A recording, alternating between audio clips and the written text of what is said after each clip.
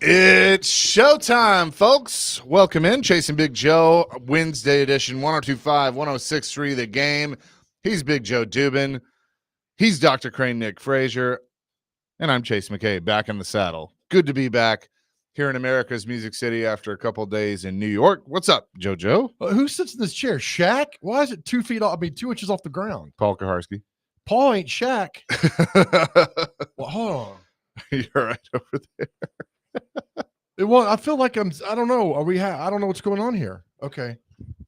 All right, I'll be better, I guess. Well, the chair's not working, man. It gets you off. Your balance is off. Your rhythm's off. I 100% agree. Hey, welcome back, man. Thank you. Went up to New York with some of the Preds crew for some NHL broadcast meetings. And what goes on there?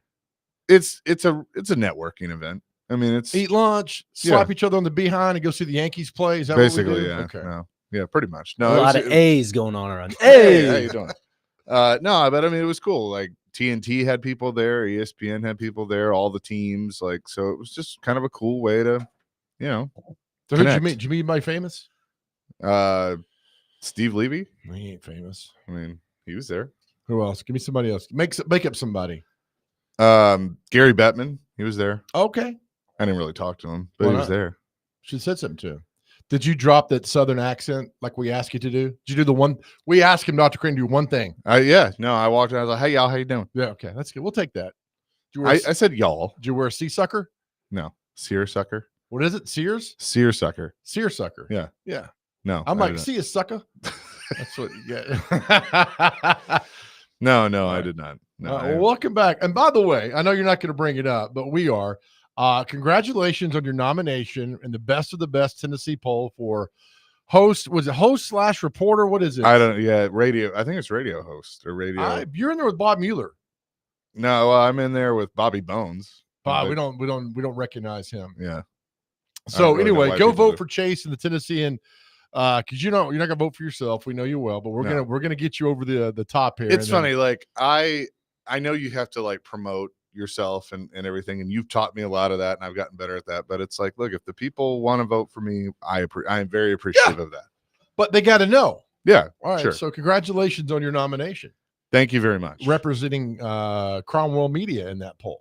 I do what I can. Yeah. So I do what I can. I'm going to take some time in a few minutes to talk about the Titans. I mean, that game. Like, did you walk away watching that game going just like, what was your reaction? Or was it kind of like, all right, what I was laughing because it's another game they should have won. And they had Aaron Rodgers in the first half on that game on Sunday, did not want to be there.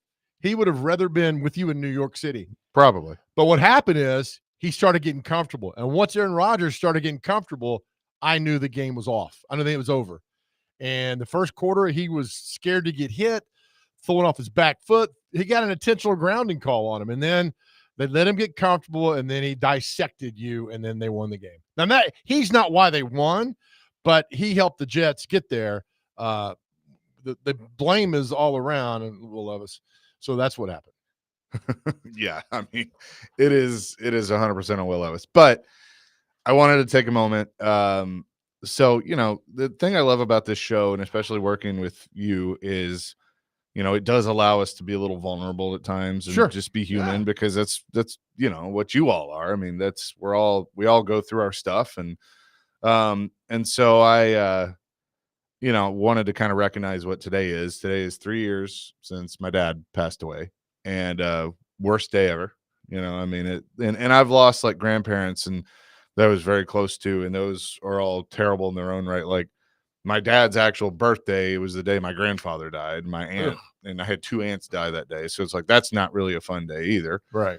But, and so the finding humor in things, I woke up yesterday, and I always, like, I know the date, but the 17th is significant because he had that kind of last little ounce of strength. And so I went to the hospital, and he and I spent like a few hours together just talking, and he hadn't really been able to carry on much of a conversation for a while. And so that was a pretty big deal, because that was like the last time, and we kind of said what we needed to say.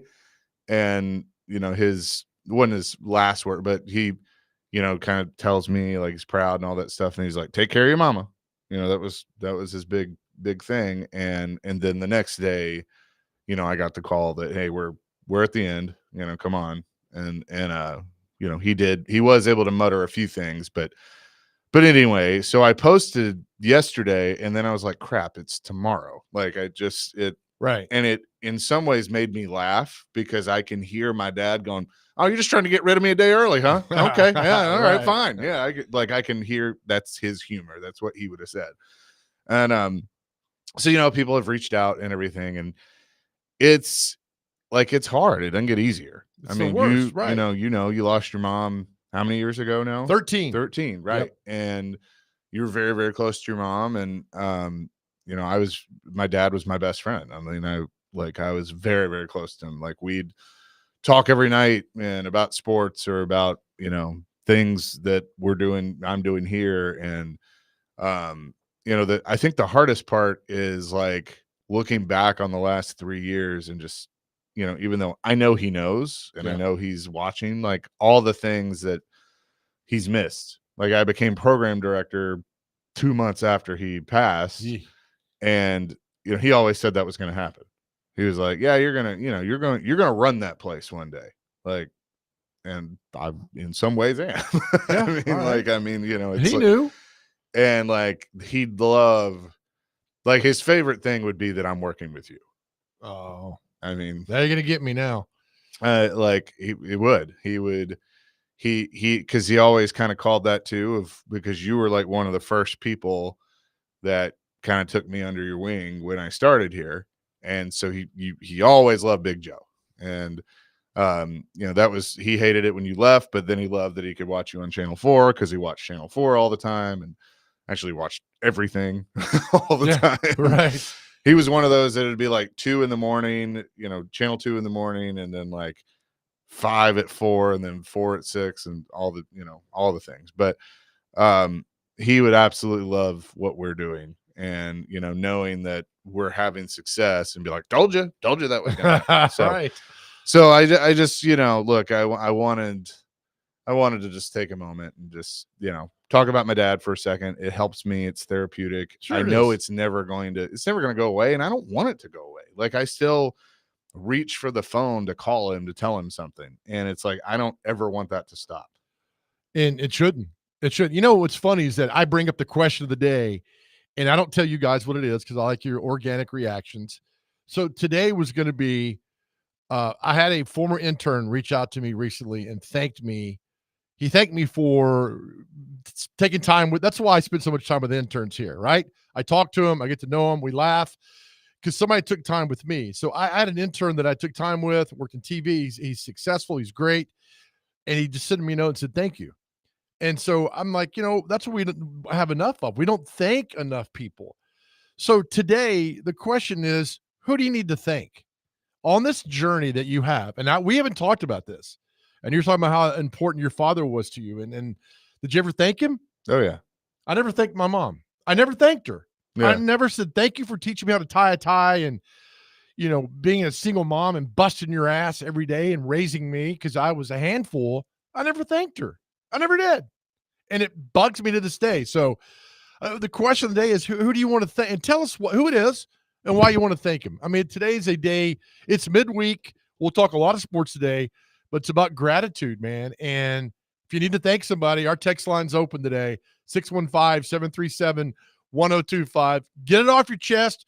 Who do you need to thank? That's it. Bottom line. Yeah. 615-737-1025. I'll tell one more dad story. So we're all in the room, all in the hospital room. It's me and my mom. And let me say this too. Shout out to my mom because my parents split up when I was like 4, but they were always close. Like they stayed best friends and were the best. Let's see if I can make it through this one. They were the best mom and dad they could be. Okay. And like I'll speak for them. I don't think they ever truly quit loving each other. There's just things happening. You know what I mean? Right. And so she was right there, by his side. We had other family members that were there too. and around just trying to be there with all of us. But mom and I are in there, and I ask him, I'm like, hey, the Vandy game's on. You want me to turn it on? And he kind of nods. He's like, yeah, wanted to watch Vandy. Vanderbilt's playing LSU. Turn the game on. It's like halfway through the first quarter, and it's already 21-0. Like they're just getting destroyed. And so I say to him, I go, hey, it's not very good. Vandy's losing 21-0 mid first quarter, and he just rolls his eyes and goes, damn it. And it's like, chill the bitter end. But so that you find those comical moments in such bad You times. have to, because as our good friend Jimmy Buffett says, if we're all so crazy, we'd go insane. Yeah. I mean, that's we the didn't way laugh, we'd go insane. Yeah. That's the thing. I mean, that's all of that is part of the journey, man. And you kind of learn to deal with it. And the thing, not the comforting thing is, we all have to go through it, man. Oh yeah. All of us have to go through it. And so you just kind of learn to lean on each other. And one of my favorite movies is a movie called My Life with Michael Keaton. And he's a brash corporate guy, but he's dying of cancer. And him and his dad reconnect at the end. And he says, dying is a really hard way to learn about life. And it is. And we all go through it, man. So we got you, man. We're a team here. And that's why we're so important with our messages all the time of love and gratitude and being thankful every day. Because look, I mean, it's, I often ask myself, why am I still here? Yeah. Why are you here? Right. I mean, you don't know. And so it'll drive you crazy. And that's why you need people just as crazy as you are to help you through this journey, man. That's what it is. 615-737-1025. That's our phone and text line, driven by WilsonCountyHyundai.com. Our show today, John McClain will move to tomorrow. He'll join us on the program. But WWE SmackDown coming here in a few weeks. We're going to have some of their superstars join us leading up to that. Tommaso Ciampa going to join at 9:45 today. So we'll talk to the former tag champs, one half of the former tag champs, and then Coach Derek Mason from MTSU at 10 o'clock. Plus, we'll get into everything going on with the Titans. But who do you want to think today? 615-737-1025. We'll get to your texts. We'll get to your calls. We are up and running here on this Wednesday. I'm back. And up next, I'm going to give you my thoughts on Will Levis and the two-tone blue. We'll do that coming up next. It is Chasing Big Joe, presented by the Omni Nashville Hotel. 102.5, 106.3 The Game.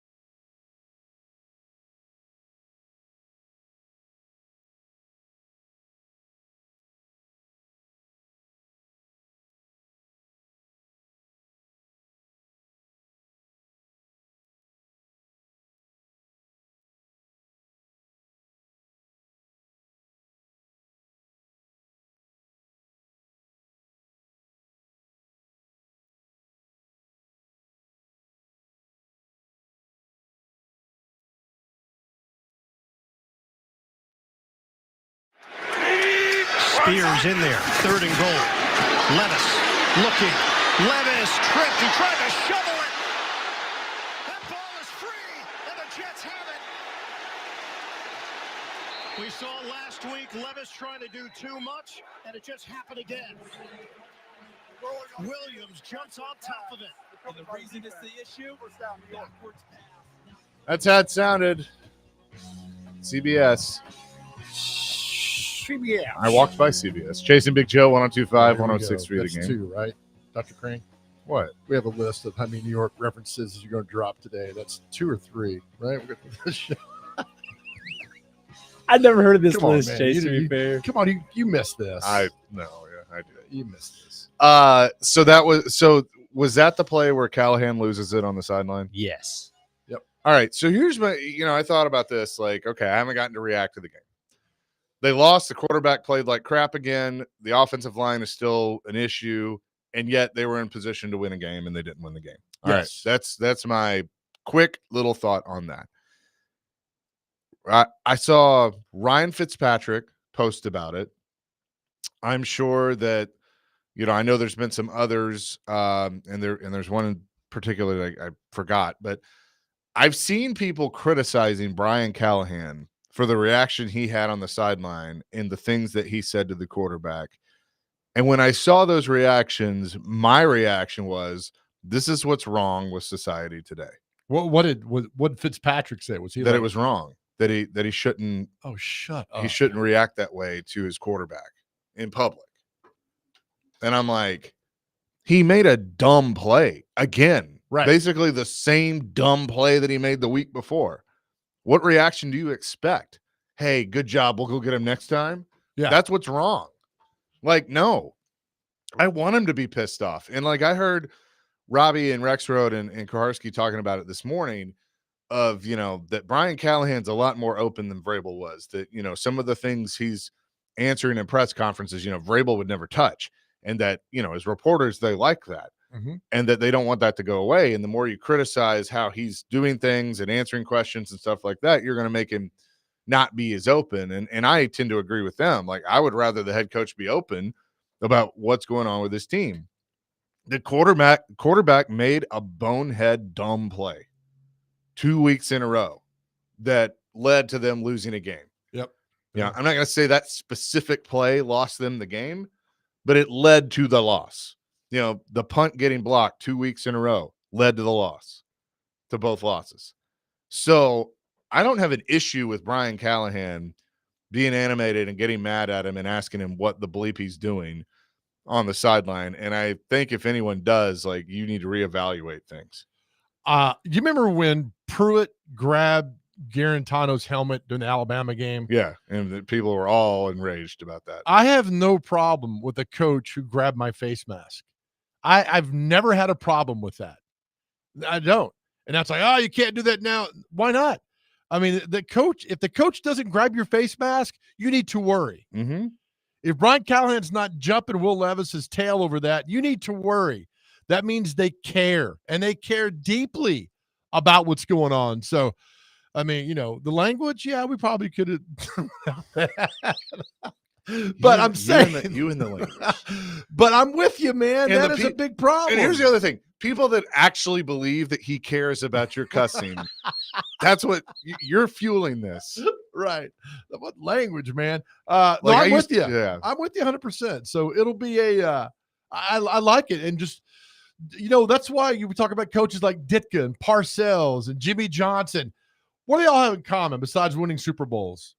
They would jump your tail in a heartbeat. All of them would do that. So, I'm with you, man. And there needs to be accountable. I want to see Brian Callahan get mad. I want to see anger. Anger means you care. So I'm with you on that part of it. Yeah. And look, I mean, again, the in the moment stuff is important. And that's what I think people lose sight of is that, hey, he's in the moment and he's frustrated in the moment. He's mad in the moment and he's still mad after the game.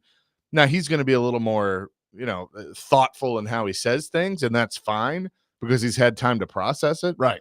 But like, if a quarterback makes a dumb throw like that, a dumb play trying to be Superman, even if it I have a feeling if it had worked, he'd run to the sideline and be the old hey, great play, kid, don't ever do it again. Like it was like one of those Sure. things, Yeah. But it didn't work, and he does it all the time. Right. And so we'll go on and on with this. This was Callahan on Monday talking about Will Levis having to rewire his thought process. I don't know. I don't know how to approach that. That's a Will thing. It seems like all we can do is keep pointing out the situation and how to play it, how to have awareness for it, and what to do with the football. And I think at the end of the day, for him, the biggest thing is just going to be protect our team, and that's part of his job as the quarterback is to protect our team. And that means protecting the football and not putting us in a bad spot on a decision that you'd make. And again, I think it's I need to differentiate too that there's differences between like throwing an interception that happens. You can throw interceptions, you get sack fumbled sometimes. Those are all part of playing quarterback in the NFL. But it's sort of the unforced errors that have been made that are the ones that we can't have. I'm never going to react that way to Will when he throws an interception, never, because that's how it works. There's days where you make good throws, there's days where DBs make good plays. That happens. But it's the unforced errors that I think are things that he's got to do a better job of just understanding where we're at. We're in field goal range. It's a third down. The play's over. Like, you didn't get anything, it's over. Just protect the ball and let us kick the field goal and we'll be fine. And that's okay. And I have no problem with that answer. And look, right. he was talking about I can't remember if it was before or after this, but when they're like a deep throw or a semi-deep throw that got picked off, yes. and people were saying like he's throwing into double coverage or whatever. Uh-huh. On that play, I just think the defense made a good play. Like, I'm not going to completely put that one as, oh, what are you doing? Like, he's trying to make a play. The defense made a better play. Those happen. Like, I'm with him. I'm with Brian Callahan. If a quarterback throws an interception trying to make a play and it's not an egregious, like, no one's around him and the DB's wide open, you just throw it to him, I'm not going to hate on you for that because you're trying to make a play.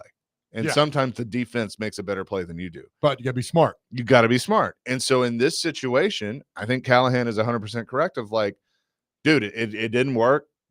Just hold on to the ball, protect the ball, and we'll go to the next play. We'll kick a field goal. Yeah. Instead, you turn it over. So this whole thing of staying, saying like, oh no, he's too hard on him, like that's a part of the problem. And I have no issue with how Callahan. Well, we didn't hear. I didn't hear it. I mean, our show on Monday and Tuesday, nobody really. We didn't hear that. Nobody called in. Nobody texted in about. I feel like the fans. I feel like the fans. They don't mind it. That's the problem. Is that Fitzpatrick's weighing in from a 20,000 feet view on this stuff, where we see it all the time, and it's unacceptable. But I'm telling you, man, that's ride his butt and jump his tail and everything else to get him upset and get him going. You got to do that. You got to be angry at some point. So the fact that we did not see that, we saw that from Callahan shows that he cared. So but don't do it again. And now, we're all gonna be on edge. Will he do it again? And it's really getting tired of talking about it. It really is. Yeah. It's what's going to happen now. What's going to go on. I know it's frustrating. The question is, can they take some of that negative energy and turn it into positive energy and do something about it this week? Look, they're 0-2. That's not where you want to be. Right. But the defense looks pretty good. And, there have been times where the offense is inconsistent, and that's their biggest problem. But, there's some things you can take away from that. Can you put it all together in a full 60 and beat Green Bay? You walk out of Nissan Stadium this week 1-2, going into Monday Night Football the next week against Miami. If you're 2-2 at the bye, that's not where you necessarily wanted to be or should be, but that's a hell of a lot better than 1-3 or 0-4. Well, if you lose Sunday to Malik Willis 0-3, it's done. Your season's over. It's done. Your season is absolutely over. We're not being dramatic. It's not hyperbole. You're done. You're 0-3 and you lost to Malik Willis. You are done. The season's over, done. Get your money ready for the PSLs you got to pay and all that other stuff. So, but that's the beauty of football and sports. We'll all find out together on Sunday. Yes, All we of us. Yes, we will. 615-737-1025. Usually we talk to John McClain at this time. He's going to join us tomorrow at 9:30. So looking forward to that. Tommaso Ciampa coming up at 9:45. WWE Superstar. We'll continue to take your reaction, your text to our question of the day, which is, who are you thanking? Who's somebody you want to thank? This kind of stems from 3 years my dad passed away. Who is somebody you want to say thank you to? 615-737-1025. Plus your reaction on the Titans. It's Chase and Big Joe, 1025, 1063, The Game.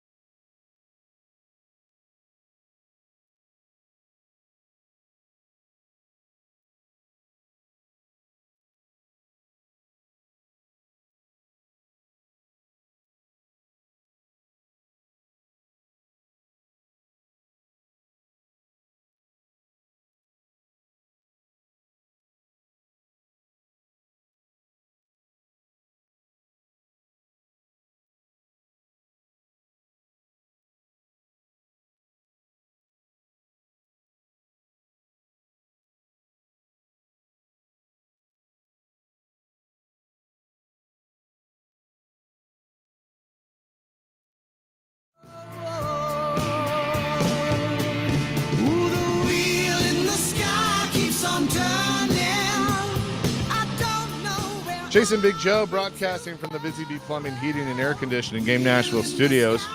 Home of the $99 yearly Beehive membership, where the buzz is always about great service. He's Big Joe. I'm Chase McCabe. We'll have Kings of Leon tickets to give away, presented by Green River Whiskey, Green River Distilling Company, Owensboro, Kentucky. Alcohol volume varies by product. Please drink responsibly. We'll be doing that here in just a little bit. But continuing to talk about the Titans and take your calls, take your texts. Let's see. Justin from Greenbrier says, I really want to know what you think the Titans should do if Levis does something stupid again this week. I feel like Levis is a ticking time bomb, and it's inevitable he's going off again, especially with Malik coming in here. Would it be better or worse for the team if they win or lose? I think losing to Malik Willis would be worse. But I guess the answer is I really don't know. Because, people want to sit there, and it's very, very easy without having any proof to say, oh, they'd be 2-0 with Mason Rudolph. Yeah, Somebody texted in, oh, if we had kept Ryan Tannehill, they'd be 2-0. It's easy to say that because you have no way to prove it. That's my thing. So I don't know if that's true or not. Who's to say that Mason Rudolph, he probably wouldn't have made the same plays, but he's made dumb plays in his career too. They all have, So I don't know. But if they're 0-3 going into the Monday night game, I don't think they make a change. But if they're 0-4 at the off week, they might consider it. Yeah, if you're 0-4, yeah, they might go to Rudolph. Then he's done. Yeah, Once and they know that he's done. That's why they're not going to be quick to pull the trigger on that, because they know if they bench him, they're done. Yeah, they got to move it. You're basically talking about who you're going to draft this year. And that's what we talked about a lot on Monday. Was about if you bench him, you're done. The season's done. He's done. Mentally, he's done. He's not coming back from that. And there are a few instances of quarterbacks about history that have gone through like Rich Gannon went through that, and he came back and rebounded. But that's one quarterback out of all of them that was able to have a little redemption. These quarterbacks, I don't think they're tough enough mentally. I think if it happens, Will Levis is done and go on. But it all is going to change on Sunday if he goes out there and plays a great game. And we're like, all right, 1-2, we got to see it again. Now you got to see it again, and on with him. But we will see at noon on Sunday. Yeah. And also we brought this up, the tribute video. Titans, if you're listening to me, Nissan Stadium, don't do a tribute video for a guy who's coming here to kick your ass. Don't do that. I'm tired. I'm tired of those. Don't do it for Malik Willis. Don't do it. Don't do it. If they do a tribute video for a dumb 3rd round pick, nothing against Malik Willis the person, but it was a bad pick. Right. Don't do it. No. And this goes back a little of the dumbest thing I've ever seen at a sporting event. Tribute videos are overdone. The absolute dumbest thing I've ever seen was 2019 when Vanderbilt played LSU, and they let the LSU band on the field before the game to play their fight song. And I asked a Vanderbilt, I said, what are you doing? He's like, well, Southern hospitality. I said, LSU is here to kick your tail.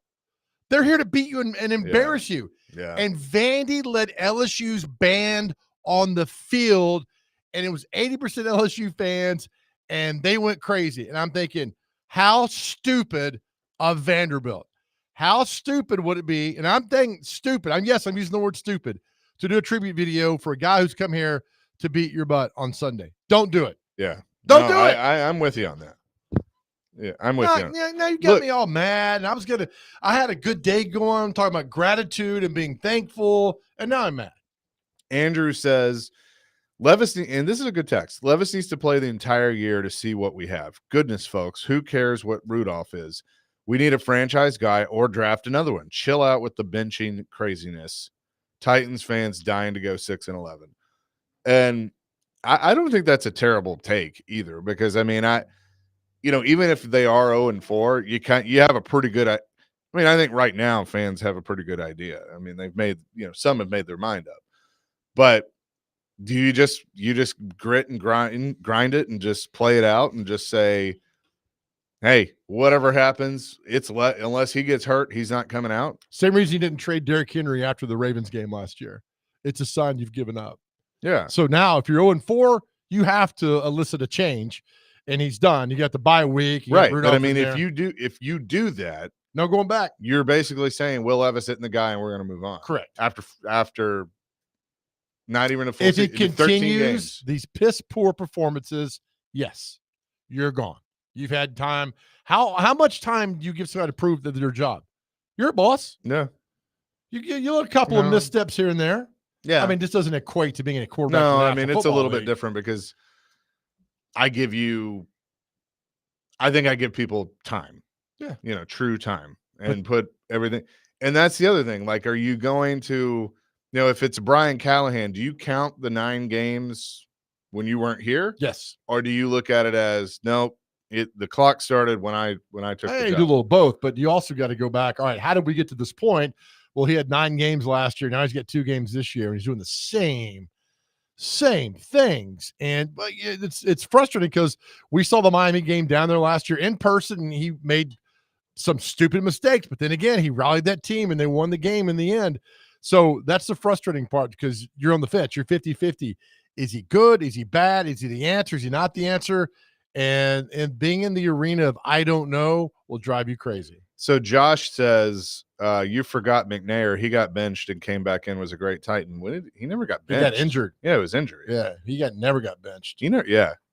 I mean, there were fans that Y'all booed him. Right. There were fans that wanted him benched.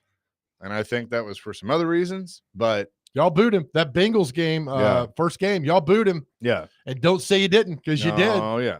He got booed, Right. booed out the building. But no, he was the only reason he wasn't playing was because of injury.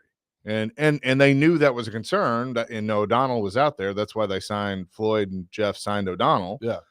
And it was a great move because they don't go to the Super Bowl that year without Neil O'Donnell filling in for an injured McNair, but Yep. it wasn't benched. You're right. So There's there's a 100% difference there. Oh, this is a good one. 3703 says that first game at Adelphia Coliseum in 1999 was against the Bengals. Some idiot played Welcome to the Jungle. Whoever played that should have been fired immediately. Probably had no clue. They Yeah. had no clue about what that was about. No clue. Chris in Nolansville is asking a hypothetical. How would Jeff Fisher answer that? Oh, we don't do hypotheticals. What if Levis makes one of those bonehead plays but completes the pass for a first down? What does Callahan do then? Same thing that happened when Pac-Man Jones returned a touchdown against against the Texans on a punt return in 2005. Yeah, I hate you, you punk. Scores a touchdown punt return. He's the greatest thing ever. We love Pac-Man. Same thing. Yeah. But I think that would fall under the category of, hey, good getting the first down. Don't ever do that again. Yeah. Like that's what that would Oh, be. no. Oh, yes. Oh, yeah. Is that the Kool-Aid Man? Is that That's what that is? Keith Morrison, that Bill Hader doing Keith Morrison on Saturday Night Live. Oh, really? Tell me more. Daryl says the massive mistakes made by Will Levis and Brian Callahan needing to react to them as a coach will be invaluable in the development of both the young quarterback and the new head coach. The Titans lost each game by just 1 score. In spite of those errors, I still believe for a winning season. Okay. Well, I mean, keep the optimism. trying to find positive and a negative. That's a good way to do it. I mean, you're right. They didn't get blown out in either game. So Yeah. the defense, I think we're seeing this defense pretty decent. 0-2. I know, but still, they're That's why keeping them in games. It's a team game. At the end of the year, you don't say, hey, I went 5-12. That defense. Justin, who listened to us, goes, okay, fine. Let's just ride this baby over the cliff. Yeah. If you're going to go down, man, go down on it and just go fast and back your quarterback all the way and everybody hop on board and get it done, man. Because if you're going to fail 100%. Yeah. Fail with what you got. Josh says, my bad. I was in the 7th grade. My bad. Talking about McNair getting benched. Oh, Yeah, it's okay, dude. right. It's fine. Well, you came back, you apologized. We moved forward on that. Yeah. I was in 6th grade, I think. Somewhere in there. I was there burning my head off because it was 1,000 degrees that day at Adelphia. And I still tell people the most important play in Titans history, I'm telling you right now, most important play was Del Greco's field goal. Oh, yeah. You lose that opening game to the Bengals, you don't go on that massive undefeated run at home, that opening season that literally set the tone for the season. And Of course, having Javon Curse helped that year, Yeah. but Yes, it play, did. huge play. WWE SmackDown is coming back to Bridgestone Arena on Friday, October 4th. We'll talk to one of the superstars that you will see that night at Bridgestone Arena. Tommaso Ciampa will join us. Coming up next, 102.5, 106.3 The Game.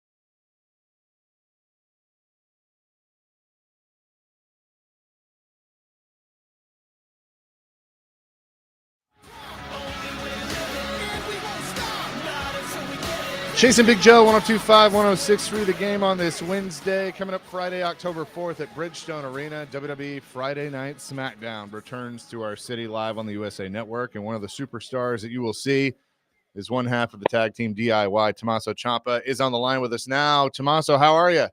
Well, what's up, Big Joe? Thanks for having me today, man. Yeah, it's good to have you on with us. How excited are you to come to Nashville? Because you know Nashville is quite the wrestling town. Yeah, man, Nashville's treated us good. Last time I was there, at least to my recollection, was SummerSlam a couple of years back, and we got to spend a whole week out there, and it was just incredible. Like the scenery out there, that strip that you guys have with all those like music venues, and all the windows were open, and just everywhere you went was live music. It was just such a blast to be there. Yeah, what's it been like being able to, because you and Johnny had such a great run in NXT as a tag team in DIY, and now being able to do this on SmackDown in the main roster, how special has that been to be able to work with him again? Well, I'll tell you, it's really good because we're on the road so much and traveling and the flights and the rental cars and stuff. Like having a person that you can share that with is so beneficial, especially some of the long, like late night drives and stuff. So luckily for us, we've been doing this now 10 years. So doing that 10 years with one of your best friends and being able to travel all around the world and see places and things, it just helps to have that sounding board with you sometimes. Because sometimes it's great, sometimes it's rough, but it's good to always just have a travel partner who's going through it with you. So for the people that follow you guys on social media, we all had, some laughs this summer of you trying to get the RKO out of nowhere on Randy Orton. How did that all start? Because it was pretty hilarious.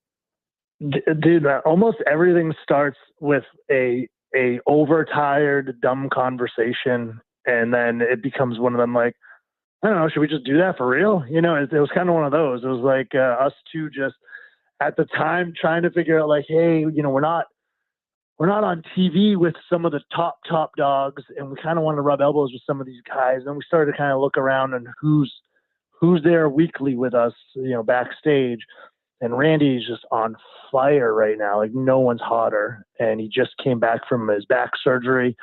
And I've known him for quite a while. And it was like, man, what if we just started to try to RKO him? And it was just literally just a joke. And we were in Saudi Arabia and at the same hotel as each other, and we were by poolside. And I was like, screw it. I went up to him, hey, Randy, I got this idea. And so the first video that we shot was like the third video that we actually put out there. Because I was like, we can't start it with the pool. We got to start it like it was going to be tamer and then build up. But it's been a lot of fun, and he's such a good sport. Obviously, he doesn't have to do much aside from walk away, but he's a great sport, and it's cool just to be able to do anything with a guy like him. Yeah, and expanding on that a little bit, I mean, Randy has been in the business for a long time, 20 years in WWE. He seems, and he has said this publicly, that like he's having the most fun he's ever had because he feels healthy again, and he's being able to work with kind of the next generation. So how special is that for somebody like you to hear this veteran, this Hall of Famer that's willing to help the next generation? Yeah, we got the best version of Randy for sure.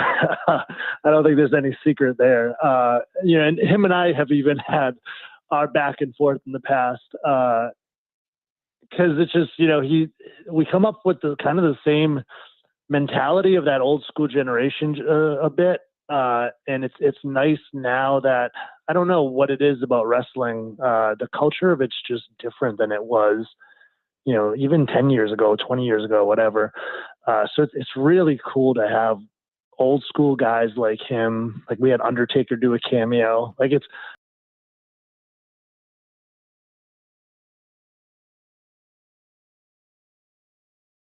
and now we're doing these skits with Randy and Undertaker and others. Like it's just it's like a fun little multiverse world of the independents colliding with the mainstream.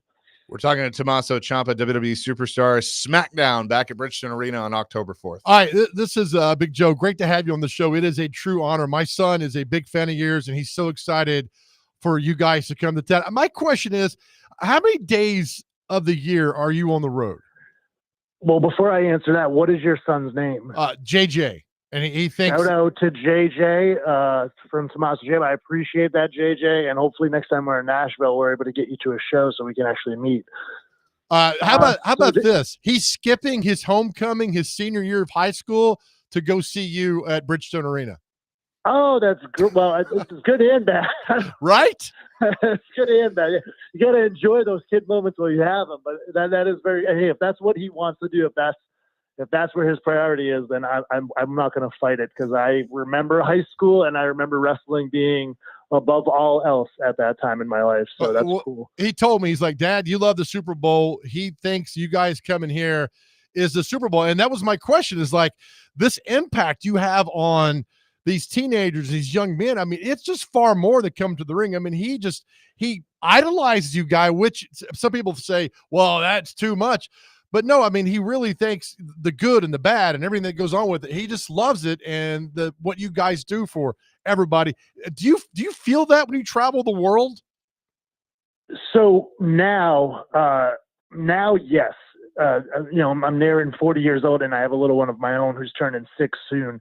But I'll say it's one of those things that I definitely did not even think about when I was a kid chasing the dream. It was just like, you just looked at it like, oh, I just want to be on Royal Rumble and WrestleMania, and I want to do these pay-per-views, and I want to be a big star. But it was like, I want to be a big wrestling star. It just, your mind never went beyond of like, oh, and then I might do Make-A-Wish, and I might do charity events, and I might meet fans, and like, we might actually be the person who a kid says, oh, hey, I wrestle because of you. Like, you never thought of that ever. Now, because I hear that often, it's a very fortunate position. Like, it's humbling, but it's also very, like, it's a responsibility, and I keep that in mind often, especially now that I'm a girl dad and stuff. Like, it's the responsibility of being out there in front of the public at all times. Like, it just really makes you think about how you're carrying yourself and the choices you're making. But it's very, very cool to hear. It is not lost on me at all of how awesome that is. Because I mean, shoot, me as a kid, like, it's funny to say Rey Mysterio because he's still doing it, but like, you look at Rey Mysterio and Bret Hart and Shawn Michaels and stuff, and you're like, that's what inspires you to do it. So just the idea of meeting independent wrestlers and young kids getting into the business who are like, the stuff you and Johnny did in NXT, that's what made me want to do this. It's absolutely mind blowing. Very, very cool. One of the best compliments I think you could possibly get. And to answer the question originally, on the road, technically, I would say roughly 200-ish days might be the norm. Wow. It's so hard to predict that because you get TV weekly. And Johnny and I have been lucky the last 6 months of this entire calendar year. We haven't been off any events. Every single live event, every single tour from, I think it was July to December, we're on. So it adds up, but it's way, way easier than it was back in the day when they were doing 300 days and they didn't have GPS and they, didn't have cell phones and they were stopping at gas stations to figure out where to go. Like, trust me, we have it far, far easier than they. Like, I don't even know how to read a map, so I'm very fortunate. Yeah, that is. It's funny. I sometimes use you guys as an example about. I mean, you got to work out. You got to find time. I tell people the biggest excuse is like, people, I don't have time to do this or that. I'm like, well, you're on the road so much. You find time to work out. You find time to do things with your body and get bigger. So how difficult is it to find that time? Because you got to be in shape, right? Yeah, and it's funny. I'm very into the fitness and the nutrition. Like, it's a passion of mine. So I think I'm lucky in the sense because I enjoy it. I think for others that becomes a job. But there's also, I mean, wrestling, man, it's all shapes and sizes. Like, you talk to a guy like Bronson Reed and he's like, I don't know. I've been to a gym before, and I eat whatever I want. Like, it's just everyone's different. Guys like myself, like, who put that in high up on the priority list. Yeah, it's you make time, and you it's not even finding time. You're making time. Like, it's something that is always on your mind. For us, every time we book a hotel and figure out our travel, it's always like, all right, what gym is near there? That's one of the first things on your list, and figuring out how you want to pack your food and stuff. it's definitely a discipline. You know, it's far from motivation because there are many days you're not motivated. So it has to just become part of your lifestyle. Love it. Yeah, no doubt about it. We're really looking forward to you being in our city on October 4th for Friday Night SmackDown back on the USA Network. Tommaso, thanks so much for doing this today. It's great talking to you. Thank you guys. And I can't wait to be there, man. Absolutely. Tommaso Ciampa joining us here on the program. Again, get your tickets, bridgestonearena.com, ticketmaster.com. SmackDown at Bridgestone Arena on October 4th. Should be a lot of fun. It's always going to be popular. That's always going to be popular. The new generation comes around. I just want you to know if WWE reaches out about backstage passes for you and JJ and you don't take me with you, we're going to fight in the parking lot. Oh, they just did. Oh, All right. There we go. Sorry, man. So really cool to have him on the show. We'll shift gears, talk some Blue Raider football. Our weekly chat with Coach Derek Mason coming up next. Chasing Big Joe, 102.5, 106.3 The Game.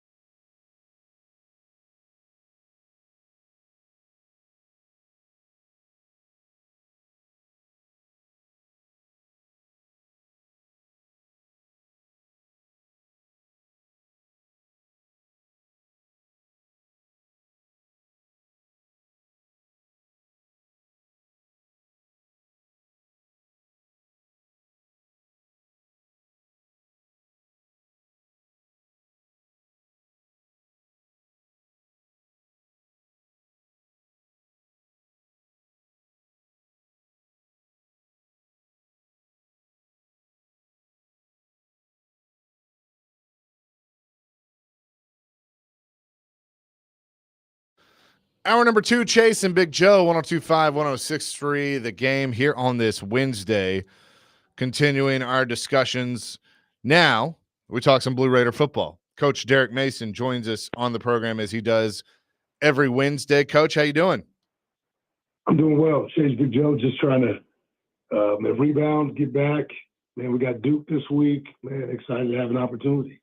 When you start, a new job, a new program, and you took over for a great coach, no doubt what Coach Stock did at MTSU, but you're now building the program the way that you want to build the program. It doesn't happen in 1 week. It doesn't happen overnight. It's a process. So Right. How do you take the first 3 games, the good, the bad, the ugly, however you want to put it, and apply that to that process of building this program? Well, processes of building programs start with just, like this idea of foundation, who you are, what do you want to be about? We talk about in our program just wanting to understand that we want to be physical, we want to be tough, like we want to play smart, and some people call that intelligence. And we've grown, but we've also had some key injuries, some attrition, and we're grooming players who maybe weren't there as starters in week 1 who are now having to play in weeks 3 and 4. And that's about patience. I think as a coach, you want to make sure that your program and your players have the opportunity to ascend, but it's not without process, and that process requires hard work, some adjustments, and really this idea that every day is a job interview. And so that's what we're working towards right now. It hasn't started the way we wanted it to at 1 and 2, but what we know is that some help is on the way with some guys coming back here in the next couple of weeks. But right now, man, we got to weather the storm. Coach, what is driving you crazy right now about your football team? Because I've seen the good, and it's been really good, and I've seen the bad. And it's football, right? You have the good and the bad. But what's driving you crazy about your football team currently? It's at times just the penalties, the mistakes, the lack of execution, at times. And really this idea, too, that when you play ball games, you have to play a 4-quarter, 60-minute ball game, and we haven't been able to put one of those together, yet. And I've told our team, right now that's the goal. Let's play 4-quarter, 60 minutes every play. And you know what? I'm not worried about the mistakes as much as I am just the lack of detail, because I think this much football is about details and inches, right? It's about the cumulative mistakes and this idea of the things that we're giving away or not taking advantage of when we have like opportunities. And that's sort of been the story of this football team, like to this point, me included. It's missed opportunities, penalties, key mistakes, and these things have sort of, lingered a little bit. So what we're trying to do right now is get those things off the map. Coach, can we keep Duke's quarterback in the game? 2 of your 3 games, the starting quarterback of the other team has been taken out of the game, and the backup has come in and played better than the starter has.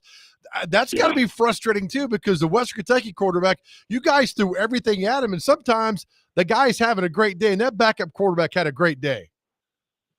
Yeah, Bill Kemp played really well, and that's hats off to Western Kentucky. Good football team, well coached. Coach Helton did a terrific job, and I think their offense is built around not who's playing like quarterback. It's about particular skills and skill sets, and they did a great job of managing the game. But for us, we had a hard time tackling. I mean, we had a hard time tackling, a little soft on the perimeter at times, and really, this is about getting off the field on 3rd down. We didn't do it. And so, again, hats off to them. But when you go back and you look at the film, there's just, lack of execution in critical situations. And situational football generally defines you when it comes to winning games. We're talking to Coach Derek Mason, MTSU head football coach. They'll take on Duke this weekend. Coach Manny Diaz, the head coach at Duke, of course, former defensive coordinator at MTSU. And I'm sure you guys have crossed paths over the years in your coaching career. What do you know about Coach Diaz? Yeah, me and Manny have crossed paths. Man, we've talked football over the years. Last time we saw each other in a game was Penn State, I believe, when I was at Auburn.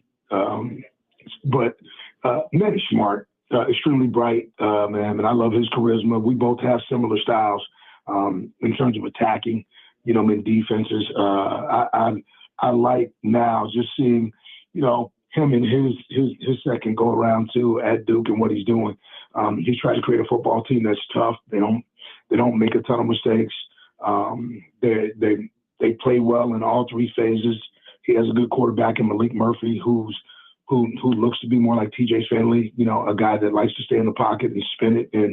And he's turned the defense over, and I've watched Manny, and it's similar but not the same. And so it's just been fun to watch him ascend. So right now they're 3-0, and we're facing a really good Duke football team. How is the mindset of your team right now? I mean, you've had some tough games. You've played really well at times. How's the mindset of your boys right now? Actually, really good. Sunday was a tough day. Sunday, is always, true Sunday. And so I didn't have to say a lot. Okay. I just turned on the tape and this is a time, normally offense and defense and special teams, everybody sort of gets in their unit and you talk about it. I sat the team down and we watched the tape together. And I just wanted to show, okay, so that everybody was in the room hearing the same thing about, okay, what critical mistakes, the good that we saw, but also this idea of, are we straining? Because to me, right now, there's just not enough strain. You got to be able to, a play is somewhere between, 5 to 7 seconds. Okay. And that's a long play. So we got to be able to ride the bull and strain for that long. And I just wanted to show them what strain looked like, okay, or what was missing. And that was good because I think what that led to was a physical Tuesday practice. And today, just getting off the field, I feel good about the days, these last 2 days of work because it looked fast. We had to deploy some different schemes. And these guys are on the right trajectory. So now it's about the progress, the passion, and we got to play physical. Absolutely. Talking to Coach Derek Mason, MTSU, they take on Duke this weekend. Coach, it's homecoming. You have coached in college long enough. You know how important homecoming is to university. Right. What extra things are added on to homecoming that you have to worry about when it comes to preparing for a football game? Because your guys are being pulled in probably 4 or 5 different directions this week. Yeah, I'm taking it off the guys. If they're asked to do something like a reading week or, spending time with youth in our community, I'm good with that because that's part of their schedule. I'm trying to keep them in schedule as best I can. And things that I have to do, I'll do and take that stuff off my coaches as well. I know it's homecoming week. I know there's a lot of people coming back. There's a lot of pageantry around homecoming, but, our guys have a game to go play. Okay. We have to prepare to win. We have to, go compete. The game is at 3:00. I'm truly excited about that. But let me say this before I get off of that. I think too, hats off to Andrew Ottman and our people on campus because they've done a really good job. The fan base has been terrific. They've showed up. There's going to be great weather, so I look forward to seeing folks here. Well, we're looking forward to it as well, Coach. Appreciate the time as always. We'll be there. We'll be watching, and good luck against Duke. Jay's Big Joe, man. Can't wait to see y'all. Let's go Blue. Let's go Blue. Coach Derek Mason joining us here on the program. And again, tune in to 93.3 FM, Totally Hits, Totally Nashville this Saturday as MTSU takes on the Duke Blue Devils at Floyd Stadium. The pregame at 1:30, kickoff at 3. They did move the time of this game. So if you had you were thinking the night, you got to get there earlier. Homecoming, all the festivities, pregame at 1:30, kickoff at 3. You can also listen on the 93.3 FM app and at totallyhitsnashville.com. So appreciate Derek Mason for joining us each week. And we'll obviously be pulling for the Blue Raiders coming up. Yeah, we will. Saturday. I know we got stuff to talk about, but there's coming later on. There's a job that I hope you do one day. I like to see you do this one job because you would be so awkwardly incredible at this job. Maybe you and Dr. Crane could do this. Is this job. the get back coach? It is not. It is. And I'll tell you what it is. A Okay. job I would love for you guys to have one day. We will do that coming up next. Also, your chance to win Kings of Leon tickets. They are coming to town at Bridgestone Arena later this month, Thursday, September 26th. We will have your chance. You're going to have to earn these tickets. Okay. We will have your chance to win these coming up in just a little bit. It's Chasing Big Joe, 1025, 1063, The Game.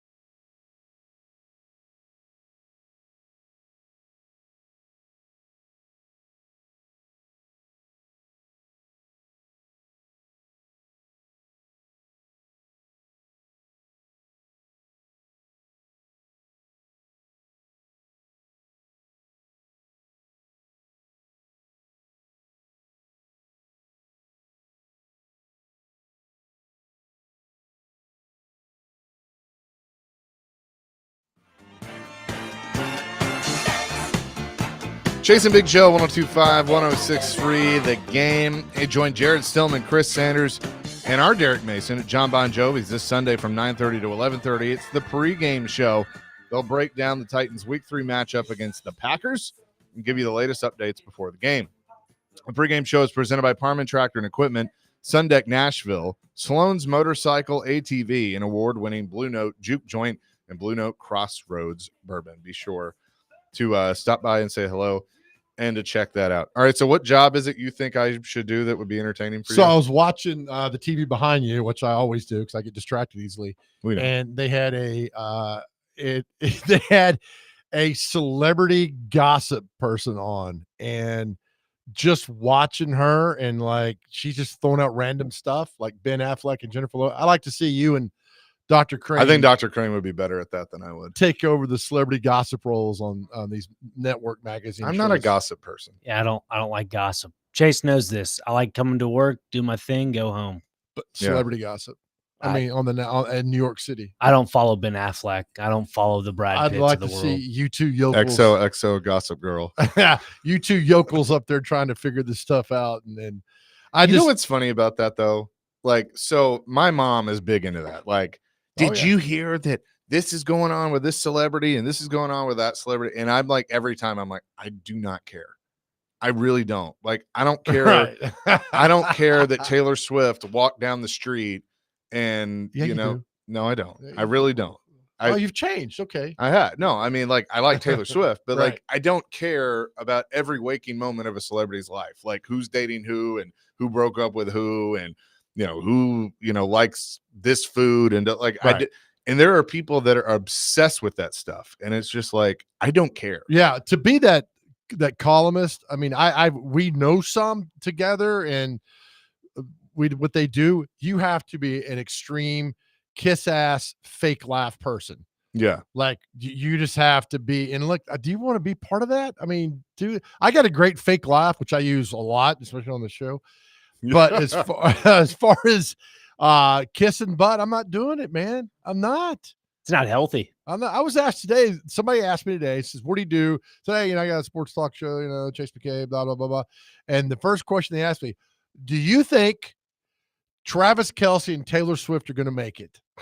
That's that, which is fine. It's engaging. We talk about it, and so all that's happening in the world in sports, and that's the one. But that just shows you the far-reaching sometimes when pop culture infiltrates sports, and it's fine to talk about it. And this person's telling me that they were in London. They actually went to the Taylor Swift concert in London, and that the hottest selling jersey in all of England is Travis Kelce's. And here number 2 is Jason Kelce, because people couldn't figure out that he had a brother. So they just grabbed Kelce jerseys. Far outselling any soccer Yeah. or rugby people. And I'm thinking now that's fascinating to me, which is fine. I mean, people are making money and people are coming to the sport. They've never been there before, but I just find that funny. That's the question I get asked, which is great. I love talking. I love engaging about it, but that's the first thing they wanted to know is Taylor Swift and Kelce going to make it? And I said, I hope so. I hope they do too. But I mean, for the most part, with other celebrity things, like I couldn't care less. Chase, I think we'd do a pretty good job on TV if we did like a show like that. One, because we're not in the know of that, so it's just like deciphering what information. Oh, we we're would just given. make stuff up. That'd be But great. the best part would be if you did have a show like that, bring up celebrities from 40 years ago. Be like, Chase would be like, did you hear about Ray Stevens? You hear what Ray Stevens is doing? And people are like, who the hell's Ray Stevens? Well, it's like your CMA posts that you make every year on social media. Yeah. I only care about the CMAs. I like the CMAs, but I look forward to that every year because half the time you're mentioning like dead celebrities. Yeah. Like I mentioned the Hager brothers. Like, where are they playing? I'm like, oh, they're at Fiddle and Steel, which doesn't exist anymore. And the Hager brothers are no longer with us. So you just go, but bring up random Oh yeah. celebrities that people have forgotten about. And the people that actually believe it, that's the best part. About 80% I believe know. it. When I say I get into an Uber and Marty Stewart's driving and he smarts off to me and we get into a fight and we pull over in front of the National Palace and Travis Tritt comes out to fight me and it goes on, and people are like, wow, why could you not get arrested? I'm like, I ran faster than the cops. Which, by the way, yesterday we had Rod Reed on the show. Love Rod How's Reed. Coach doing? Doing great. And I don't know, Dr. Crane, you're so busy if you caught this or not. We talked to, and I wanted to bring this back up real quick. I said, do you talk to Marcel, your son, who's a starting quarterback at A&M, about preparation, what's going on? And Rod Reed said, with his son, he's like, you go through your progressions, you trust in your coaches, you trust in your teammates, you trust in the plays. And then he says, if all else fails, remember what he said? If all else fails, run. Yeah. And I thought, man, that's awesome. That's Oh, just, yeah. if all else fails, just run. Right. And I was like, yeah. I mean, you know it, you hear it, you understand it. But when Coach Reed gave us that context, just like when all else fails, man, just run. I was like, oh, and when he said that, I got chill bumps yesterday. I thought it was so cool. Yeah. I mean, you think about it. Obviously, Marcel Reed, we know, like Coach Rod Reed used to come on with you and Greg, and Marcel was in the back seat because Like he was sixth grade. He was driving him to school. Right. And he would, and remember how he ended every interview was he gave a shout out to his kids. Yep. And now to see Marcel as the starting quarterback at Texas A&M, That's cool. Saturday was kind of a big day because Marcel made, I don't know if it was his debut, but his first start for A&M, and then somebody with the last name Manning came in for Texas and lit it up. Yep. So, I mean, it's like, are we seeing that kind of that new era? Obviously, it changes a lot in college football these days, but those are two big names in this area that people have paid attention to. Yeah, it was really cool. If I'm Quinn Ewers and I watch that performance from Arch Manning, I'm going to use your line. I'm going, oh, man. But let's temper it because he did it against what, UTSA? I know. So, oh, man. And we said it, and I don't know, you weren't here yesterday, but I'm gonna get your thoughts on this. I'm telling you why Arch Manning should stay in college the entire time. Should not leave early. Okay. Did you hear this? Nope. We brought about it a little bit yesterday. But I'm gonna get your thoughts and why Arch Manning should stay all 4 years in college. Let's talk about that coming up next. And also pretty big news from ESPN, and one of their reporters is hanging it up. We'll tell you about that and much more here on the Chasing Big Joe Show, 102.5, 106.3 The Game.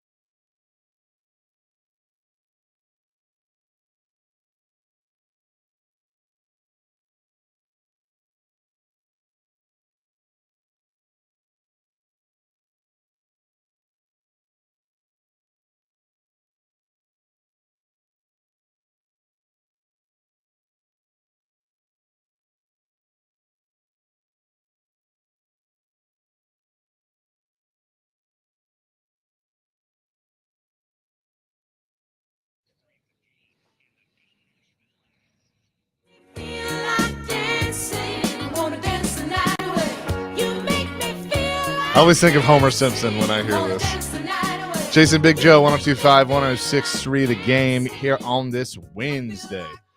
Tune in to 94.9 The Fan today. The Nashville Sounds take on Norfolk. Pregame at 5:20. First pitch at 5:35. Actually, I think today's a double. With coverage also available on the Fan app at 949thefan.com.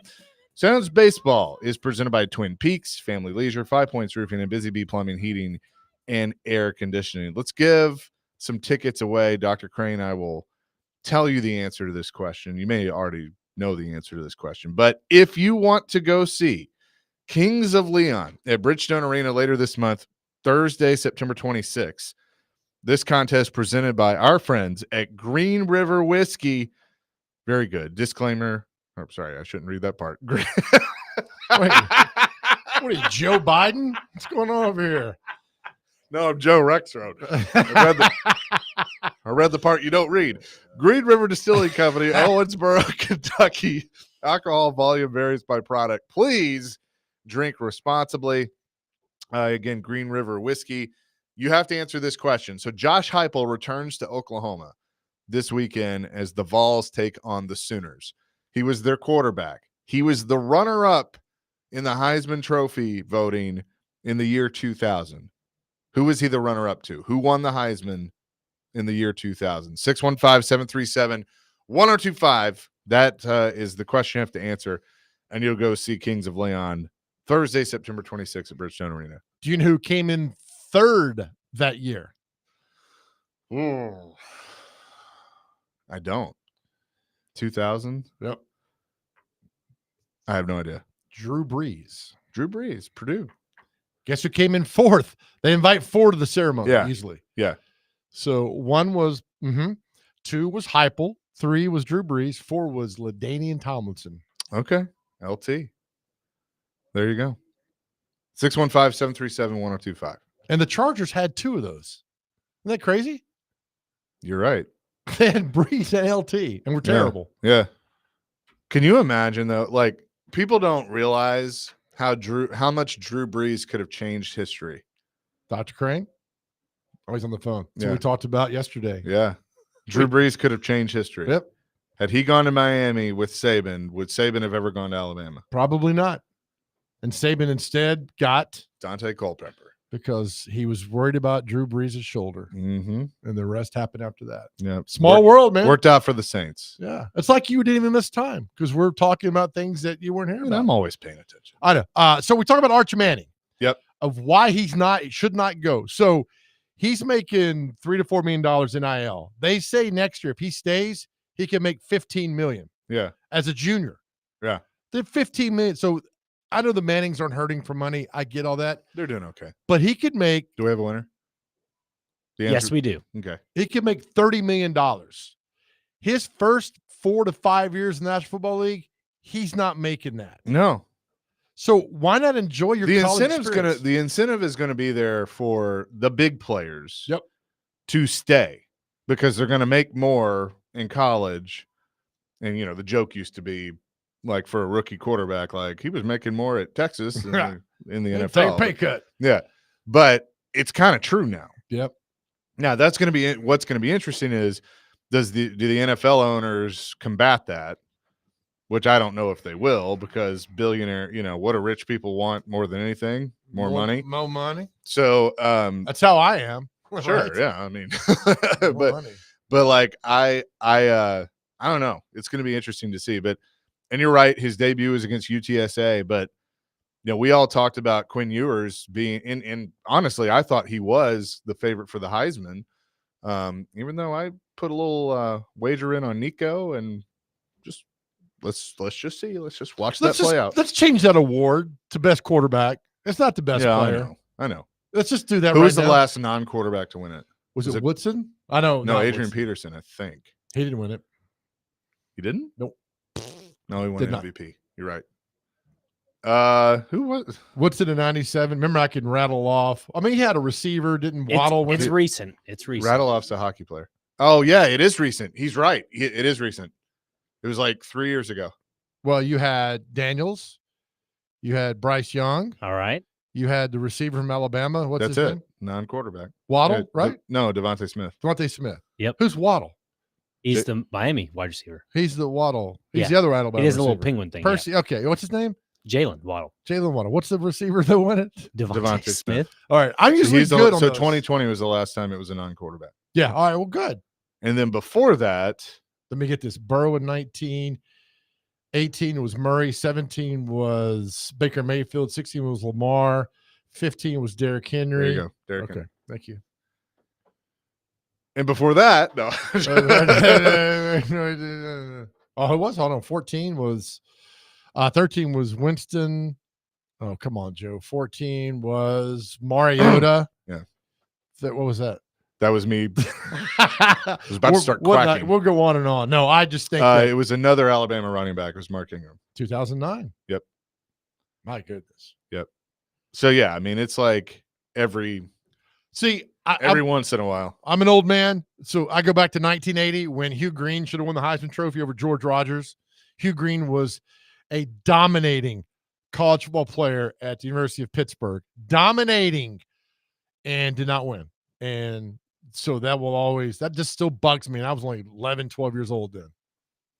Got me mad. Okay. Well, sorry about that. The news that I was referring to, so Woj dropping a Woj bomb, the last Woj bomb, it would appear.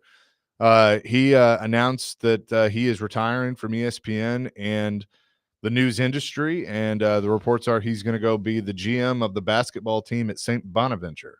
Good for him. Another great reporter, insider, getting out of the biz. And look, I mean, I tell people, the business has changed a lot in 13 years that I've been in.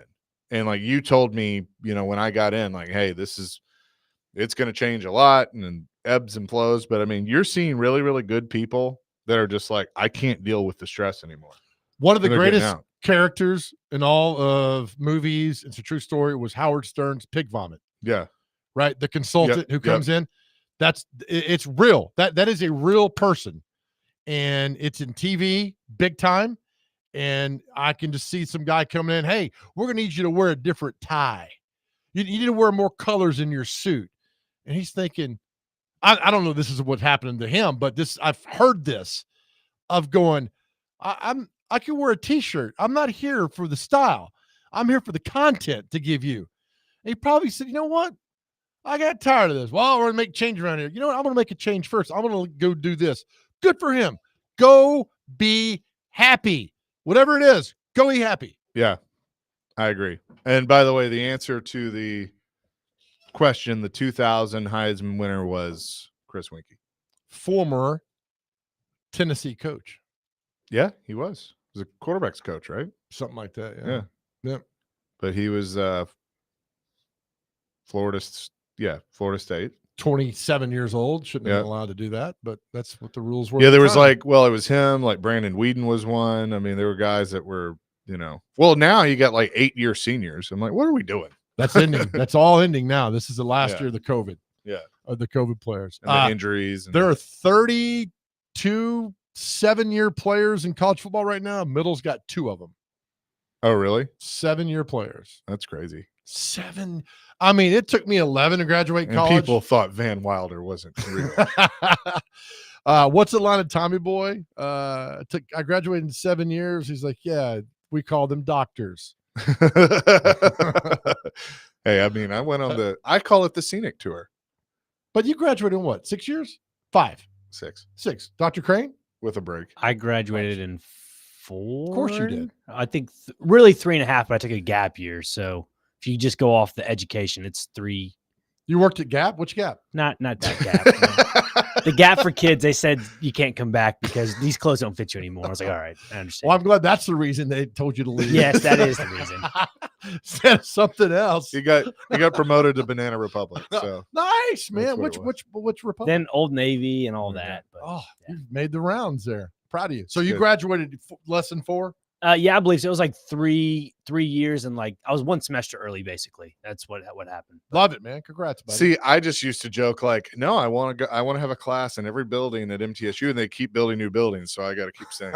So I did the community college route. I was like, you know what? If it's free, gonna do it. That's right. So, By the way, I think I thought the universe revolved around, for all of you MTSU graduates, we've talked about this, that the world revolved around Peck Hall yeah, on campus. Like everything was Yeah. in Peck Hall. Everything. yeah. Well, and we had the remember the LRC, Yeah. the Learning Resource Center. I don't know if that's still standing or not.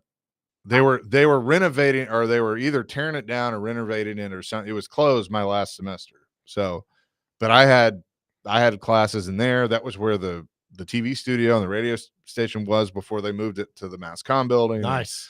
And I think they were going to build a new MassCom building, which that one wasn't that old. The funniest part was they have this beautiful student union center that we were at, when Derek Mason was introduced. Oh, it's so nice. And they, they have all these restaurants and things like that. I got to enjoy that for a semester. And so I would like walk through there and be like, hope you kids enjoy this. We paid for it. That's You right. enjoy it. I mean, it's nice. You get a too. parking garage. We had to park in Smyrna. Yeah, I mean, It was bad, but you know what? We admit it's who we are today. I used to have to get on campus 45 minutes before my class started because I literally had to park in, as my dad would, in honor of my dad today, he would always say we had to park in East Jesus and walk across campus. Yes, I told you my friend who stole the faculty tag off the rearview mirror, and he Yeah. parked like second row the whole year. I'm like, nobody said anything to him Yeah. the whole time. Well, I told you about my friend that had one and made copies and sold them for like $5. Did you buy one? I can neither confirm nor deny that. We will take that as a yes.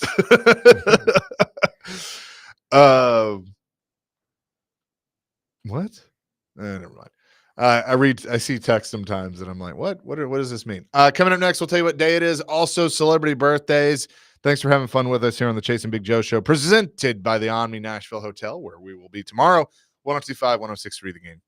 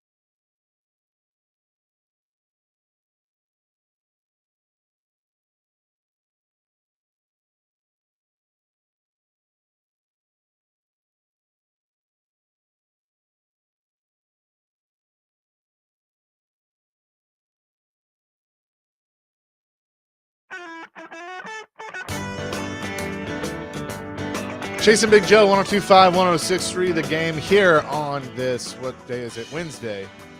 We'll be at the Omni Hotel tomorrow. Appreciate the participation. By the way, and I started the show talking about my dad, and 3 years since his passing, a lot of you have reached out with some kind words. So I really appreciate it. It is a tough day. It's supposed to be a tough day. It's never not going to be a tough day, no matter how, it could be 23 years. I'm still probably going to feel the same that I do today. And but I'm trying to have fun and smile and laugh with all you guys and girls out there. And so but I do appreciate it.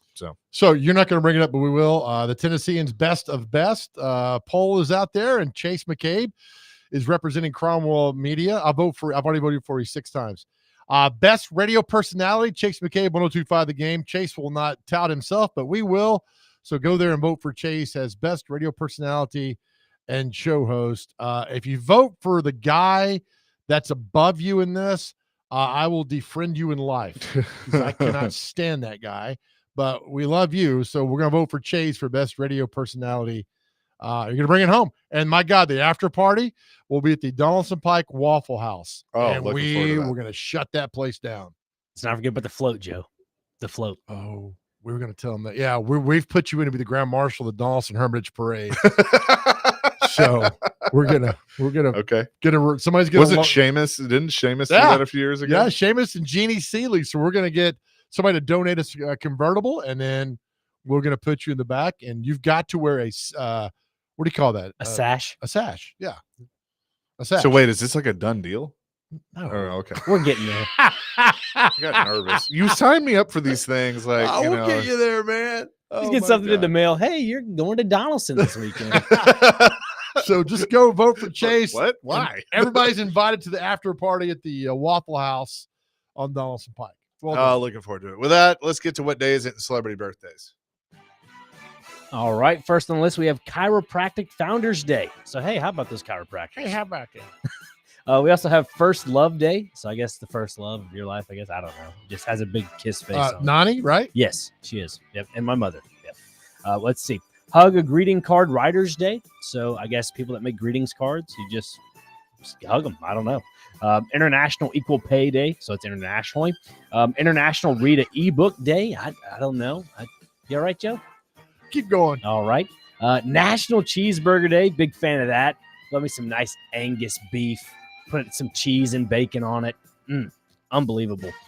You guys like lettuce, tomato? No? No. I do not like tomato. Okay. Next one we have here is National HIV, AIDS, and Aging Awareness Day. So there's that.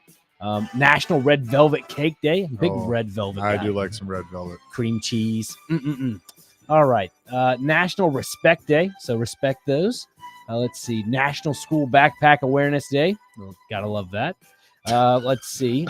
Rice Krispie Treats Day. Yes. Yes. Those are good. Now mix that with some ice cream. That's unbelievable. World Bamboo Day. There you go. Bamboo. And World Water Monitoring Day. So we're just monitoring water. Monitoring water. Yeah. Like it. All right, Good. time for celebrity birthdays. Got to get these within 2. First birthday singer, Frankie Avalon. He was in the movie Grease. 72. 74. 84. Okay. Well done. Good. Actress Holly Robinson Peete. She was on Jump Street, married to Rodney Peete. She's still beautiful. 64. 65. 60. Who else here? Oh, actress Jada Pinkett Smith. What her and Will are doing tonight. Can't stand you. I'm gonna say 52. 57. 53. Chase knows his pineapples. Oh, boy. Let's go to This is Joe every time just clear. Actor James Marsden, who married a Nashville girl. They're now divorced. 58. 54. 51. Actor Jason Sudeikis. I about called him Sudoku. Sudeikis. 49. 46. 49 exactly. Chase up 3-0. Gospel singer Bobby Jones. Now, I did not know Bobby Jones is still alive, and that's my fault, but he used to do the great Bobby Jones Gospel Hour. God bless you, Bobby Jones. 90. 87. 86. 3-1. You should tape that at Channel 2, that show back in the day. WKRN. That's right. WNGE back in the day. Oh, yeah. Ricky Bell from Bell Biv DeVoe. 60. 65. 57. Talk show host Aisha Tyler. 47. 53. 54. It's now 3-2. Rapper Exhibit with the X. X to the Z. So would it be Zibit because you don't pronounce the X? 53. 57. 50. Hold on. No. Let's see here. A few more. Actor Patrick Schwarzenegger. Any relation to Arnold? How many Schwarzeneggers you know? Just one. It's his son. Oh, I didn't even know he existed. It's the first time I've ever heard of this guy. No, you know it's your neighbor. Hey, Mr. Schwarzenegger. 34. 26. 31. All right, let's roll some of these off here with sports. It's 3-2. Scotty Bowman's alive. How old's Scotty Bowman? Oh, Scotty's got to be 85. 83. 90. Otis Sistrunk, one of the greatest defensive players of all time in the NFL. Bald-headed man. Awesome. Otis Sistrunk. 72. 85. 78. Rick Pitino, and you got to answer this in 6 seconds. 77. 76. 72. Nobody got the joke. Yeah, I know. Billy Sims. 68. 60. 69. Chase up 4-2. Ryan Sandberg, or as Harry Carey used to call him, Reinberg. 60.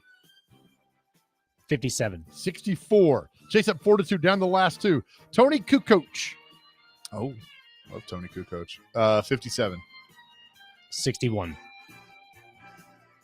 50. Oh, what'd you say? 61. What'd you say? 57. All right. It's 56. So you got 5-2. The last one, Lance Armstrong. Not to be confused with Lance Mackey. Lance Armstrong. Well, let's see. The steroids aged him, but I'm going to say he's 50. 48. 52. Chase wins 62. Good job, Chase. Welcome back. You win. Thank you very much. Thanks for all the participation and the kind words today. We're at the Omni Nashville Hotel tomorrow. Willie and D-Mace with Adam Vingan coming up next. Absolutely. As we leave our show, we talk every day to our guys out there. Let you know that we love you. If you are struggling, please talk to someone on your cell phone. You can dial 988. We are always here for you. Please talk to somebody if you're going through a lot of things. We are here for you every single day, and know that God has you on this earth for a specific purpose that only you can fulfill. And your journey, I'm telling you, your journey's beautiful, and know that we love you tremendously. Amen to that. Peace, love, rock and roll. We love you all. Willie and D-Mace with Adam coming up next. 102.5, 106.3 The Game.